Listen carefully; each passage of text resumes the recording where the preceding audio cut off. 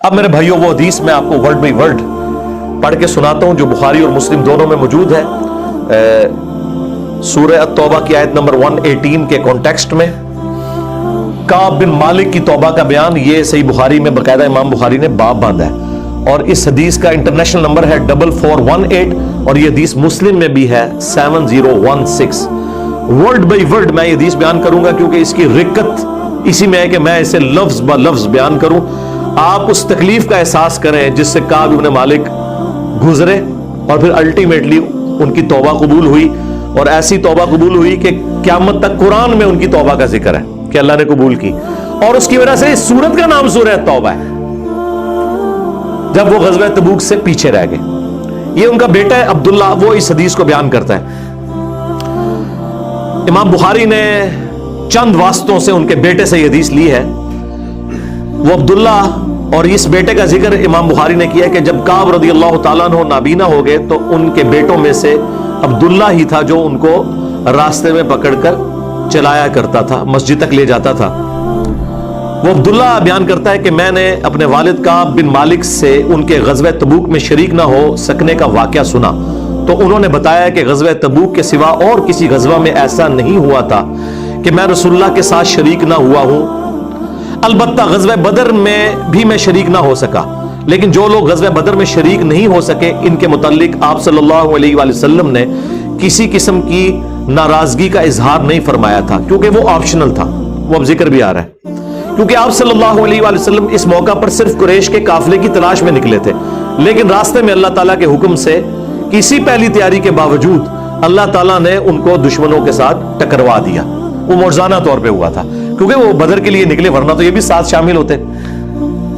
میں لیلہ عقبہ میں رسول اللہ کی خدمت میں حاضر ہوا تھا, یعنی وہ مدینہ کے لیے جو ہجرت کے لیے جن چند ساتھیوں نے انصار مدینہ نے راہ ہموار کی تھی ان میں یہ شامل تھے جو نبی الاسلام کی زندگی کا ایک ٹرننگ پوائنٹ تھا, ایک آلٹرنیٹو بیس مل گیا. تو کہتے ہیں میں اس رات موجود تھا. یہ وہی رات ہے جس میں ہم نے مکہ میں اسلام کے لیے عہد کیا تھا اور مجھے تو یہ غزوہ بدر سے بھی زیادہ عزیز ہے. اگرچہ بدر کا لوگوں کی زبانوں پر چرچا زیادہ ہے, میرا واقعہ یہ ہے کہ میں اپنی زندگی میں کبھی اتنا قوی اور اتنا صاحب مال نہیں ہوا تھا جتنا غزوہ تبوک کے موقع پر, جبکہ میں آپ صلی اللہ علیہ وآلہ وسلم کے ساتھ تبوک کے غزوے میں شریک نہ ہو سکا. خدا کی قسم اس سے پہلے کبھی میرے پاس 2 اونٹ بھی جمع نہیں ہوئے تھے, لیکن اس موقع پر میرے پاس 2 اونٹ تھے. آپ صلی اللہ علیہ وآلہ وسلم جب کسی غزوے کے لیے تشریف لے جاتے تو آپ ذو معنی الفاظ استعمال کیا کرتے تھے, یعنی کوڈ ورڈز جن کے 2 معنی بنتے ہیں. وہ بخاری مسلم میں آیا کہ نبی الاسلام کہتے تھے کل ہم مشرق کی طرف جائیں گے اور صحابہ کہتے ہیں ہم سمجھتے تھے کہ ہم نے مغرب کی طرف جانا ہے تاکہ جو منافقین ہیں وہ ہماری خبر لیک نہ کر سکیں. لیکن غزوہ تبوک وہ موقع تھا کہ گرمی بڑی سخت تھی, سفر بہت لمبا تھا, ریگستانی سفر تھا اور دشمن کی فوج بھی کثرت سے تھی. رومن امپائر 700 کلومیٹر ریگستانی سفر, تمام مشکلات سامنے تھیں. اس لیے آپ صلی اللہ علیہ وآلہ وسلم نے مسلمانوں سے اس غزوے کے متعلق بہت تفصیل کے ساتھ بتا دیا تھا. یعنی یہ ظاہر ایک مشکل وقت تھا تو حضور نے کھول کے بیان کیا کہ بھائی ادھر ہی جا رہے ہیں. یعنی مطلب یہ ہے کہ جو یہ نعرے لگاتے ہیں نا کہ غلامی رسول میں موت بھی قبول ہے اور ٹکٹ کٹا لے اپنا, تاکہ اس کے مطابق پوری طرح تیاری کر لیں. چنانچہ آپ صلی اللہ علیہ وآلہ وسلم نے اس کی سمت بھی نشاندہی کر دی جدھر سے آپ کا جانے کا ارادہ تھا. مسلمان بھی آپ علیہ السلام کے ساتھ بہت زیادہ تھے, اتنے کہ کسی رجسٹر میں سب کے ناموں کا لکھنا بہت مشکل تھا. کعب کہتے ہیں کہ کوئی بھی شخص اگر اس غزوے میں شریک نہ ہونا چاہتا تو وہ خیال کر سکتا تھا کہ اس کی غیر حاضری کا کسی کو پتہ نہیں چلے گا سوائے اس کے کہ اس کے متعلق وحی نازل ہو. تو حضرت کعب کا کیا عقیدہ تھا کہ نبی علیہ السلام ان کے صحابہ کے پاس علم غیب نہیں تھا جب تک کہ اللہ تعالیٰ وحی کے ذریعے نہ بتا دے. تو باب شاہی کوئی نہیں, ہاں ایسے میں بولا کہ نہ بولا, میرے نبی سا ہے ہی کوئی نہیں, تیرے باب شاہی کوئی نہیں. اور یہ عقیدہ صحابہ کا کہ علم غیب یہ ہے کہ اللہ بتائے.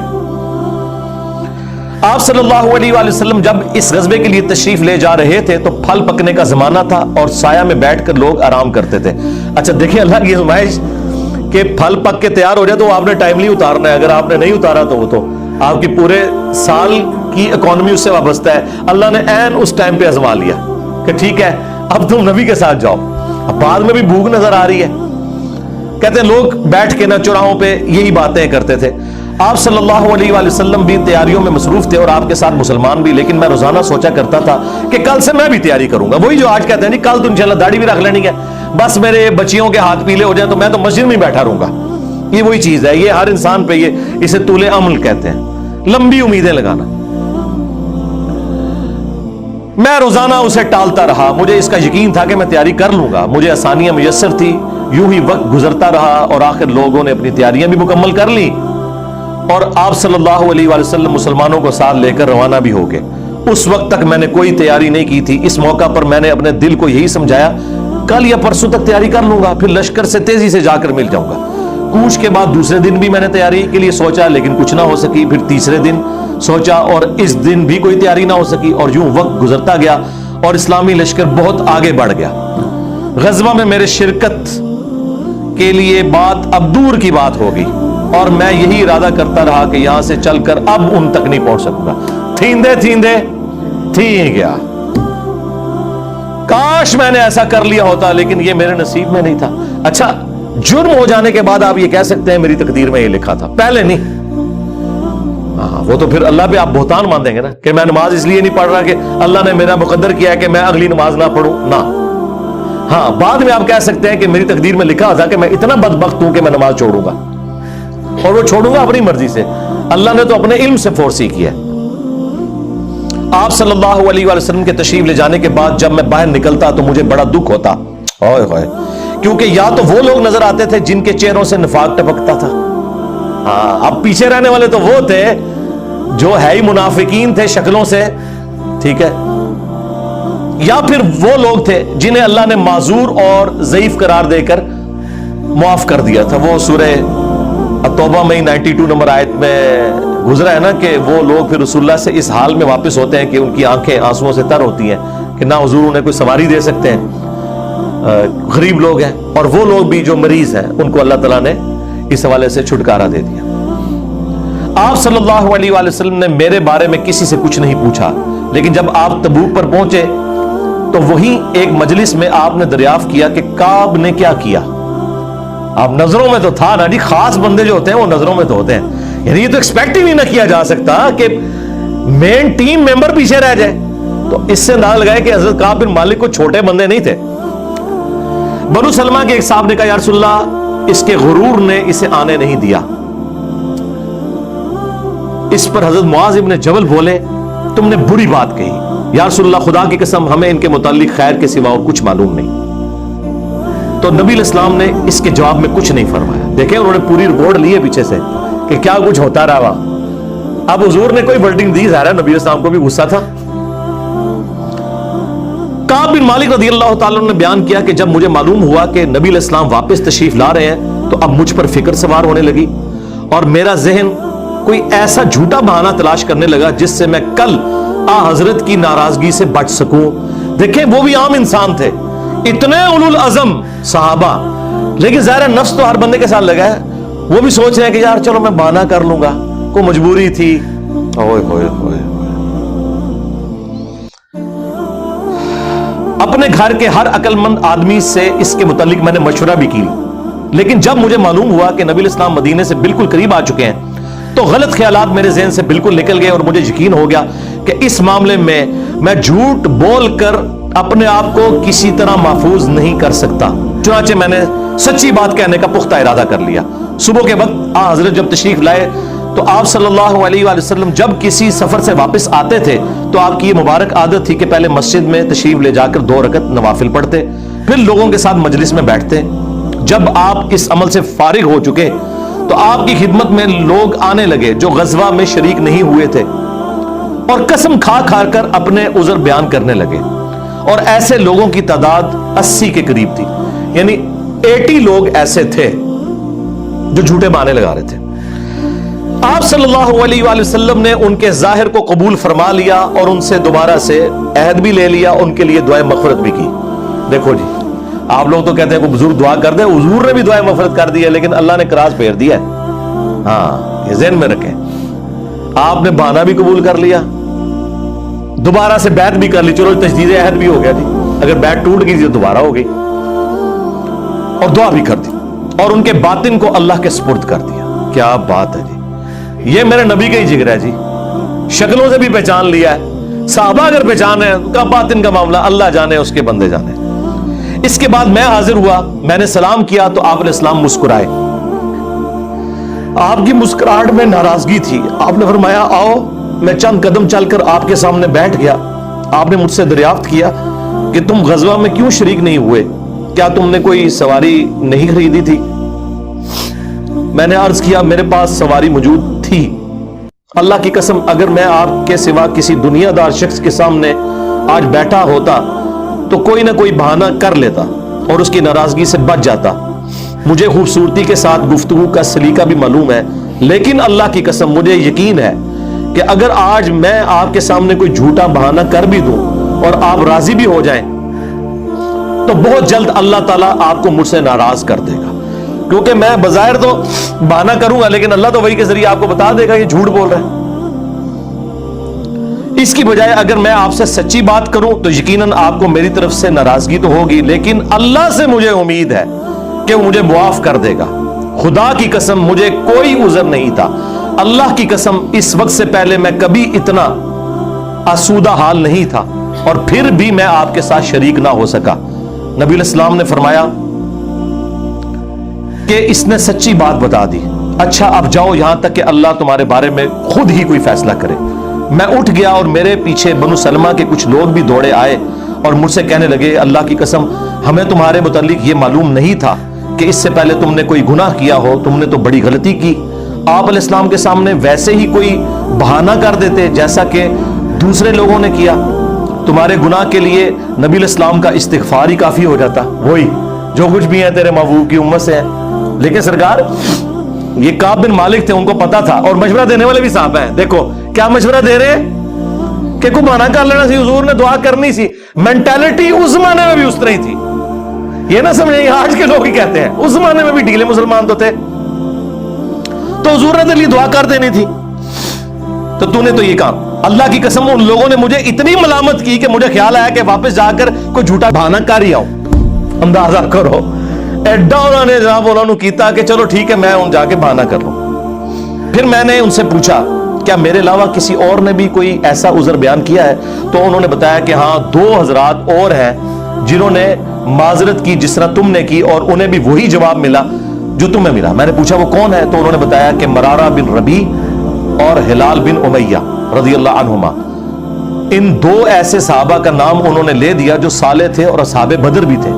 ان کا طرز عمل میرے لیے نمونہ بنے. انہوں نے کہا اگر یہ 2 بدری صحابی بھی ان کے ساتھ بھی یہی کچھ ہوا ہے نا تو میں اچھے لوگوں کی فہرست میں اب شامل ہو جاؤں, میں اب پکا رہوں. ان کا طرز عمل میرے لیے نمونہ بن گیا. چنانچہ انہوں نے جب ان بزرگوں کا نام لیا تو میں اپنے گھر چلا آیا. آپ علیہ السلام نے لوگوں کو ہم سے بات چیت کرنے سے ممانعت کر دی. لو جی سوشل بائیکاٹ ہو گیا. اللہ اکبر. بہت سے لوگ جو غزوے میں شریک نہیں ہوئے تھے ان میں سے صرف ہم 3 تھے. لوگ ہم سے الگ رہنے لگے اور سب لوگ بدل گئے. ایسا نظر آتا تھا کہ ہم سے ساری دنیا بدل گئی ہے, ہمارا اس سے کوئی واسطہ ہی نہیں. 50 دن تک ہم اسی حال میں رہے. میرے 2 ساتھیوں نے تو اپنے گھروں سے نکلنا ہی چھوڑ دیا. ہر وقت روتے رہتے تھے, لیکن میرے اندر ہمت تھی. میں باہر نکلتا تھا, مسلمانوں کے ساتھ نماز میں بھی شریک ہوتا تھا اور بازاروں میں بھی گھومتا تھا, لیکن کوئی شخص مجھ سے بولتا نہیں تھا. میں نبی علیہ السلام کی خدمت میں بھی حاضر ہوتا, آپ کو سلام بھی کرتا. جب آپ نماز کے بعد مجلس میں بیٹھتے تو میں اس کی جستجو میں لگا رہتا کہ دیکھوں سلام کا جواب دیتے ہیں یا نہیں, اور میری نظر حضور کے ہونٹوں کی طرف ہوتی کہ جواب میں ہلے یا نہیں. کنکھیوں سے دیکھتے رہتے اب حضور جواب بھی نہیں دے رہے. پھر میں کوشش کرتا کہ آپ کے قریب ہی نماز پڑھوں, اور میں آپ کو کنکھیوں سے دیکھتا رہتا ایسے کر کے. جب میں اپنی نماز میں مشغول ہو جاتا تو رسول اللہ میری طرف دیکھتے, لیکن جو ہی میں آپ کی طرف دیکھتا تو آپ روح انور پھیر لیتے. ظاہر ہے حضور کو بھی تو محبت تھی اپنے صحاب کے ساتھ. حضور دیکھتے تھے, وہ جب یعنی اپنی ناراضگی کا اظہار وہ اگر نماز میں بھی حضور کی طرف دیکھیں تو حضور چہرہ انور پھیر لیتے. تو میں ایک دن ابو قتادہ کے باغ کی دیوار پر چڑھ گیا. وہ میرے چچا زاد بھائی تھے اور مجھے ان سے بہت گہرا تعلق تھا. میں نے انہیں سلام کیا, لیکن اللہ کی قسم انہوں نے بھی میرے سلام کا جواب نہیں دیا. میں نے کہا ابو قتادہ تمہیں اللہ کی قسم کیا تم نہیں جانتے کہ اللہ اور اس کا رسول سے مجھے کتنی محبت ہے؟ انہوں نے کوئی جواب نہیں دیا. میں نے دوبارہ ان سے یہی سوال کیا, اللہ کی قسم دے کر پوچھا, لیکن وہ پھر بھی خاموش رہے. میں نے پھر اللہ کا واسطہ دے کر ان سے سوال کیا. اس مرتبہ انہوں نے صرف اتنا کہا, اللہ اور اس کا رسول زیادہ بہتر جانتے ہیں. دیکھیں جی اس بات کا جواب انہوں نے کہا, بھائی اللہ کے نبی نے منع کیا ہے, اب بائی کاٹ ہے تیرا. اللہ اکبر. اس پر میرے آنسو پھوٹ پڑے. میں واپس چلا آیا اور دیوار پر چڑھ کر نیچے باہر اترا. پھر وہ بیان کرتے ہیں کہ ایک دن مدینہ کے بازار میں جا رہا تھا کہ شام کا ایک کاشتکار جو کہ غلہ بیچنے مدینہ آیا تھا پوچھ رہا تھا کعب بن مالک کہاں رہتے ہیں. لوگوں نے میری طرف اشارہ کیا, وہ میرے پاس آیا اور غسان جو بادشاہ تھا رومن امپائر کا, اس کا ایک خط مجھے دیا. وہ جو اس کا ایک سمجھ لیں چھوٹی چھوٹی جو امپائر کے اندر بنی ہوئی تھی ان میں سے ایک کا وہ گورنر تھا. اس خط میں لکھا تھا کہ مجھے معلوم ہوا ہے کہ تمہارے صاحب یعنی رسول اللہ صلی اللہ علیہ وآلہ وسلم نے تمہارے ساتھ زیادتی کی ہے, نعوذ باللہ. اللہ نے تمہیں کوئی ذلیل ہونے کے لیے پیدا تو نہیں کیا کہ تمہارا حق ضائع کیا جائے. تم ہمارے پاس آ جاؤ, ہم تمہارے ساتھ بہتر سلوک کریں گے. یعنی دشمن کی فوج کے ہیڈ کی طرف سے خط آیا. جب میں نے یہ خط پڑھا تو میں نے کہا کہ ایک اور امتحان آ گیا. اچھا جی سرکار, ایک خط کسی اور کو لایا ہو کہ جی اے دیکھ لو یا رسول اللہ منو تے بڑی آفر جے. یہاں لوگ دنیا دار لوگ ہی کرتے ہیں نا جی, مجھے فلاں جگہ سے آفر ہو رہی ہے. لیکن جو اہل ایمان ہے وہ تو کہتے ہیں کہ یار میں اس لیول پہ گر گیا ہوں کہ اب کافر بھی مجھے بلا رہے ہیں. انہوں نے یہ رزلٹ نکالا چونکہ مومن تھے نا. میں نے اس خط کو تندور میں جلا دیا. ان 50 دنوں میں سے جب 40 دن گزر گئے تو نبی علیہ السلام کا ایلچی میرے پاس آیا اور اس نے کہا کہ رسول اللہ نے حکم دیا ہے کہ اپنی بیوی کے قریب نہ جاؤ. میں نے پوچھا میں اسے طلاق دے دوں یا پھر مجھے کیا کرنا ہے؟ تو انہوں نے کہا نہیں, طلاق نہیں دینی, صرف جدا ہو جاؤ. میرے دونوں ساتھیوں کو جنہوں نے میری طرح معذرت کی تھی یہی حکم ملا. میں نے اپنی بیوی سے کہا کہ اپنے میکے چلی جاؤ, اس وقت تک وہیں رہو جب تک کہ اللہ تعالیٰ اس معاملے کا کوئی فیصلہ نہ کر دے. کعب کہتے ہیں کہ ہلال بن امیہ کی بیوی رسول اللہ کی خدمت میں حاضر ہوئی اور عرض کیا یا رسول اللہ وہ تو بہت بوڑھے اور کمزور ہیں, ان کے پاس کوئی خادم بھی نہیں, کیا اگر میں ان کی خدمت کر دیا کروں تو آپ ناپسند تو نہیں فرمائیں گے؟ بیوی دیکھو جی, بیوی خامد کو کچھ سمجھ نہیں رہی, رسول اللہ سے جا کے پوچھ رہی ہے صلی اللہ علیہ وسلم. تو نبی اسلام نے فرمایا صرف وہ تم سے صحبت نہ کریں. انہوں نے عرض کیا اللہ کی قسم وہ تو کسی چیز کے لیے حرکت ہی نہیں کر رہے. جب سے آپ ان سے ناراض ہوئے ہیں وہ دن اور آج کا دن ان کے آنسو تھمنے میں نہیں آتے. میرے گھر کے بعض لوگوں نے کہا کہ جس طرح ہلال بن امیہ کی بیوی نے ان کے لیے اجازت لے لی تو آپ بھی جا کے اجازت لے لیں. اب دیکھیں لوگ مشورے دے رہے ہیں. میں نے کہا خدا کی قسم میں اس کے لیے رسول اللہ سے اجازت نہیں لوں گا. میں جوان ہوں, معلوم نہیں جب اجازت لینے جاؤں تو حضور کیا فرما دیں. ان کو یہ بھی خطرہ تھا کہ میں یہ جاؤں تو یہ نہ ہو کہ حضور اور ناراض ہو جائے, اگر کوئی چانس بھی ہے نا بچنے کے تو وہ بھی ختم ہو جائے. دیکھیں نہیں کتنا گاڈ اورینٹڈ بندہ ہے جی, اللہ اکبر. اس طرح 10 دن اور گزر گئے. جب رسول اللہ صلی اللہ علیہ وآلہ وسلم نے ہمیں بات چیت کرنے کی ممانعت فرمائی تھی, اس کو 50 دن پورے ہو گئے. 50ویں رات کی صبح کو جب میں فجر کی نماز پڑھ چکا اور اپنے گھر کی چھت پر بیٹھا ہوا تھا, اس طرح جیسا کہ اللہ تعالیٰ نے ذکر کیا وہ ہم آیت پڑھ چکے ہیں, سورہ توبہ کی آیت نمبر 118, جس میں تھا نا کہ زمین وسعت کے باوجود تنگ ہو گئی اور ان کا دم گھٹنے والا تھا. میرا دم گھٹ رہا تھا, زمین اپنی تمام وسعتوں کے باوجود میرے لیے تنگ ہوتی جا رہی تھی. میں نے ایک پکارنے والے کی پکار سنی جو سلع کی پہاڑی پر چڑھ کر بلند آواز سے کہہ رہا تھا اے کعب بن مالک تمہیں بشارت ہو, اے کعب بن مالک تمہیں بشارت ہو. انہوں نے بیان کیا کہ یہ سنتے ہی میں سجدے میں گر پڑا اور مجھے یقین ہو گیا کہ اب اللہ کی طرف سے فراخی ہو جائے گی. فجر کی نماز کے بعد رسول اللہ صلی اللہ علیہ وآلہ وسلم نے اللہ کی بارگاہ میں ہماری توبہ کی قبولیت کا اعلان کر دیا. لوگ میرے پاس بشارت دینے کے لیے آنے لگے اور میرے 2 ساتھیوں کو بھی جا کر بشارت دی. ایک صاحب زبیر بن عوام اپنا گھوڑا دوڑاتے ہوئے آئے. ادھر قبیلہ اسلم کے ایک صحابی نے پہاڑی پر چڑھ کر آواز دی اور وہ آواز گھوڑے سے زیادہ تیز تھی. جن صحابی نے پہاڑی سے آواز دی تھی جب وہ میرے پاس بشارت دینے آئے تو میں نے اپنے دونوں کپڑے اتار کر بشارت کی خوشی میں انہیں دے دیے. اللہ کی قسم اس وقت ان 2 کپڑوں کے سوا دینے کے لیے میرے پاس اور کچھ نہ تھا. پھر میں نے ابو قتادہ سے 2 کپڑے ادھارے مانگے اور رسول اللہ کی خدمت میں حاضر ہوا. جوگ در جوگ لوگ مجھ سے ملاقات کرتے جا رہے تھے اور مجھے توبہ کی قبولیت پر بشارت دیتے جا رہے تھے. اللہ کی بارگاہ میں توبہ کی قبولیت مبارک ہو. کعب رضی اللہ تعالیٰ عنہ بیان کرتے ہیں کہ آخر میں مسجد میں داخل ہوا تو رسول اللہ صلی اللہ علیہ وآلہ وسلم تشریف رکھتے تھے. چاروں طرف صحابہ کا مجمع تھا. طلحہ بن عبید اللہ دوڑ کر میری طرف آئے اور مجھ سے مصافحہ کیا اور مبارکباد دی. اللہ کی قسم وہاں موجود مہاجرین میں سے کوئی شخص بھی میرے آنے پر کھڑا نہ ہوا. طلحہ رضی اللہ تعالیٰ عنہ کا یہ احسان میں کبھی نہیں بھولوں گا کہ انہوں نے کھڑے ہو کر میرا استقبال کیا. جب میں نے رسول اللہ کو سلام کیا تو آپ علیہ السلام کا چہرہ مبارک خوشی اور مسرت سے دمک اٹھا.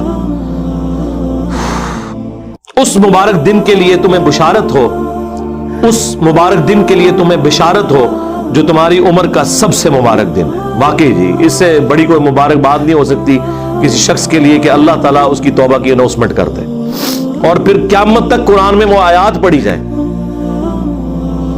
انہوں نے بیان کیا کہ میں نے عرض کیا یا رسول اللہ یہ بشارت آپ کی طرف سے ہے یا اللہ کی طرف سے؟ فرمایا نہیں، اللہ کی طرف سے. اور نبی علیہ السلام جب کسی بات پر خوش ہوتے تو چہرہ مبارک روشن ہو جاتا تھا، ایسے جیسے چاند کا ٹکڑا ہو. آپ کی مسرت ہم چہرہ مبارک سے سمجھ جاتے تھے.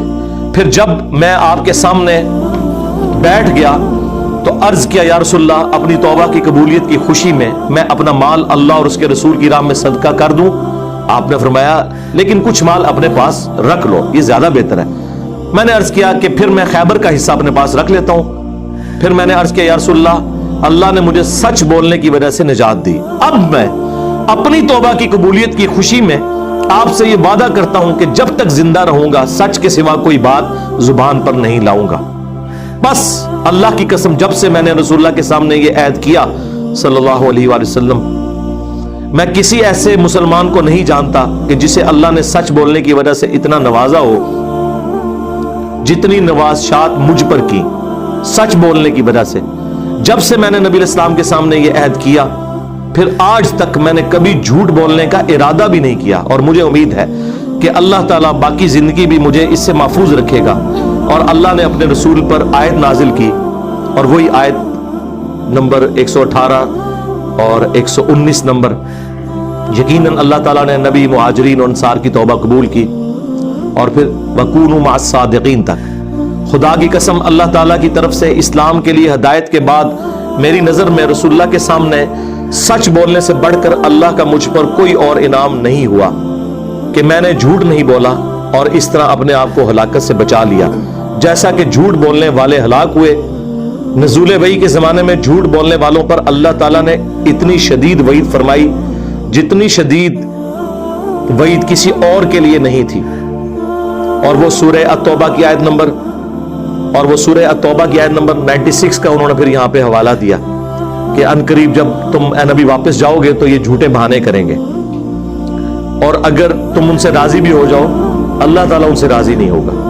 کعب کہتے ہیں کہ چنانچہ ہم 3 ان لوگوں کے معاملے سے جدا رہے جنہوں نے رسول اللہ کے سامنے جھوٹی قسمیں کھائی تھیں اور آپ نے ان کی بات مان بھی لی تھی اور ان سے بیعت بھی لے لی اور ان کے لیے دعائے مغفرت بھی کی. ہمارا معاملہ رسول اللہ نے چھوڑ دیا اور اللہ نے خود اس کا فیصلہ کیا.